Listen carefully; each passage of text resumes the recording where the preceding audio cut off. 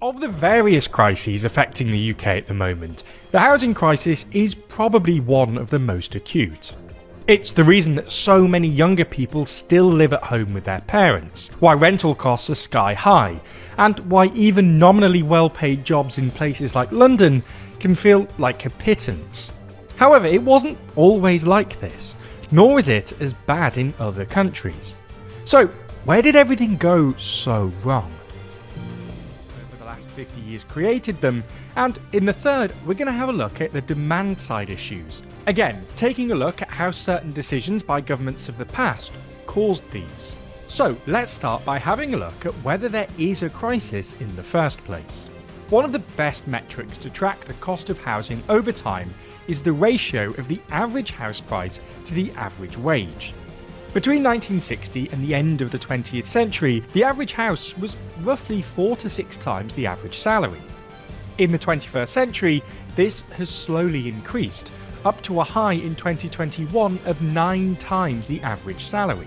The last time the average house-to-wage ratio was this high was 1876. While the ratio has slightly decreased since, it still stands at 7.7. with the average house costing £290,000 in 2024 and the average wage being only £37,600. In effect, this basically means that since 1997, the average wage has doubled, while the average house price has increased by more than 4 times. Now, at this point, any remaining optimists in the audience might ask, is this really a UK-specific problem? Aren't countries all over the world struggling with a housing crisis? And, well, yes, there is something of a global housing crisis at the moment, but the UK seems to be struggling with it more than others. According to the latest Demographia report, for instance, the ratio between the median house and the median income in the UK is higher than basically any other Anglophone country apart from Australia and New Zealand. Analysis by the Home Builders Federation shows that the UK has the most number of people overburdened by housing costs in Europe, which they define as being anyone who pays more than 40% of their income on housing. Back in 2011, 15.8% of the population were overburdened by housing, and by 2020 this had risen to 19.9%, 12 points ahead of the EU average of 8%.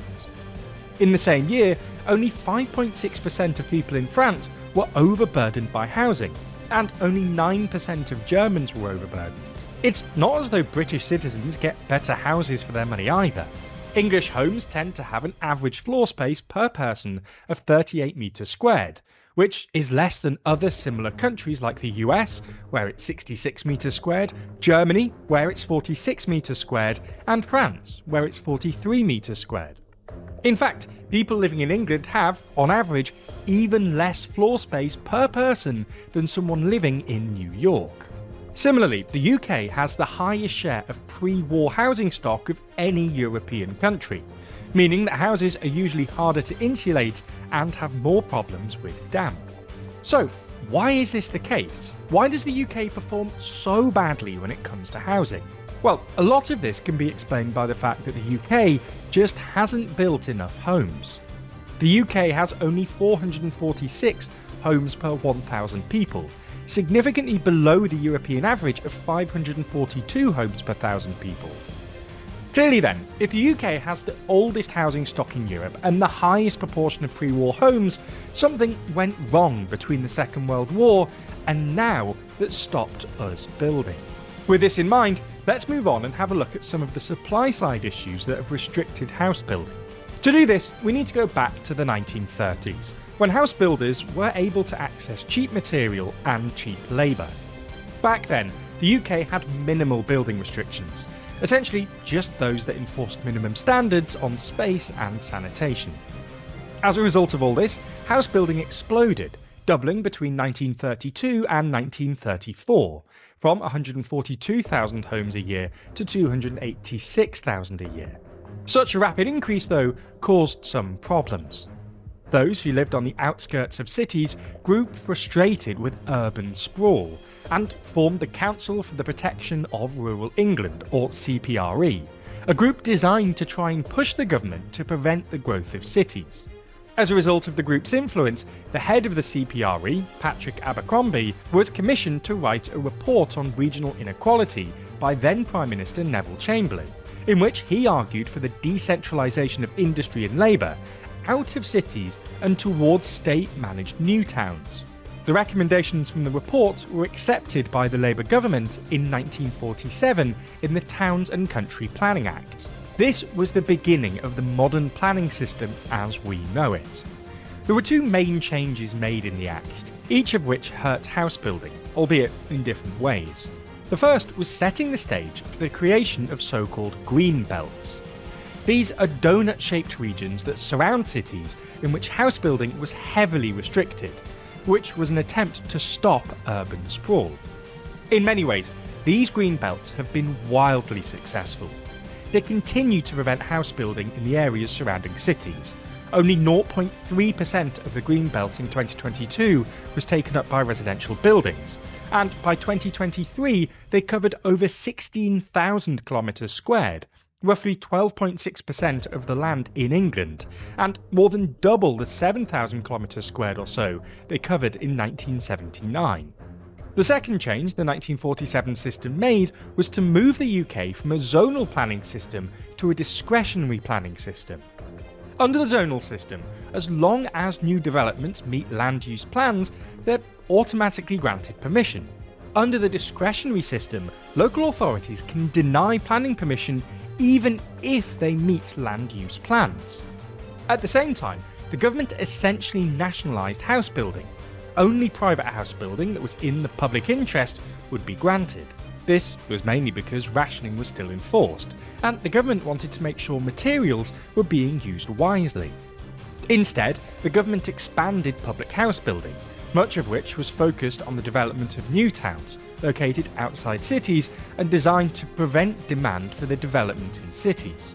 The issue was that when public house building in new towns slowed, the discretionary system was relied upon to provide new homes via the private sector. The discretionary planning system provides very little incentives for people to actually accept new houses in their area. People simply didn't like house building in their areas. It would often create additional strain on local services and infrastructure, and often negatively affect their own house price. They had little reason to approve house building, and plenty of reason and opportunity to block it. Added on top of this was the fact that, from 1971 onwards, the majority of people in the UK owned their own homes, so actually benefited from a lack of building, which meant less housing supply and thus higher house prices. This meant that there wasn't any substantial pressure to actually change the system, and private sector house building reliably disappointed. To make matters worse, while the private sector was struggling to build, the public housing stock was actively shrinking, largely as a consequence of the infamous Right to Buy scheme, under which council house tenants are given the right to purchase their homes. Prior to Margaret Thatcher's election in 1979, local authorities had the ability to sell to their tenants, but such sales were generally limited. In 1980, Thatcher massively scaled up the Right to Buy offering, providing discounts starting at 33% and rising to 50% for tenants who'd lived in their council house for 20 years or more. Since these discounts were introduced, more than 2 million council homes have been sold. The issue here, though, was that councils only got a fraction of what they would have got had the property been sold at market value, and on top of this, they were prevented from using the money to build additional stock. The Local Government and Housing Act of 1989 required councils to direct as much as 75% of the proceeds to reducing council debt. As a result, only 2% of the houses that were sold via Right to Buy were ever replaced, and council house completions essentially collapsed under Thatcher and then New Labour. In fact, a Greater London Authority report in 2019 found that 42% of homes purchased under Right to Buy ended up being privately rented. What this has meant is that the UK has gone from subsidising low-income housing through council houses to subsidising low-income tenants to rent privately. More and more of those on low incomes are now supported by Local Housing Allowance, or LHA, which is a government benefit linked to the bottom 30th percentile of rental properties. The issue is that of the last 13 years, LHA has been frozen in 8 of them, meaning that those on the lowest incomes in the UK have to make up the difference themselves. Taken together, the changes made in 1947 mean that the UK just hasn't built enough houses. A 2017 government white paper puts it simply: the UK needs 225,000 to 275,000 new houses annually, but since the 1970s there's only averaged 160,000. Some research even suggests that had the UK built houses at the rate of average European countries from 1955 to 2015, the UK would have an additional 4.3 million homes. However, while the root cause of the housing crisis might well be a lack of supply, government policy also made things worse by increasing demand without doing anything about supply. The introduction of buy-to-let mortgages in the 90s, alongside financial deregulation brought in by New Labour, encouraged aspiring landlords to buy up council houses and other properties, pushing up prices and squeezing out would-be homeowners.